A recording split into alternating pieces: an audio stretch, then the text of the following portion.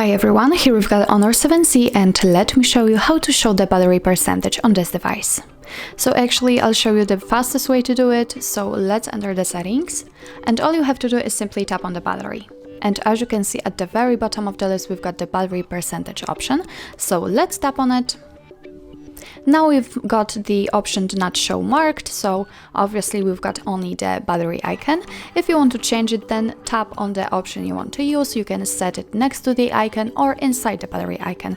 So let me pick, for example, next to the battery icon, and as you can see it immediately appears. So from now on we will be able to check the exact percentage of the usage of the battery.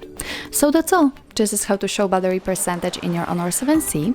Thank you so much for watching, and if you find that this video was helpful, please hit the subscribe button and leave the thumbs up.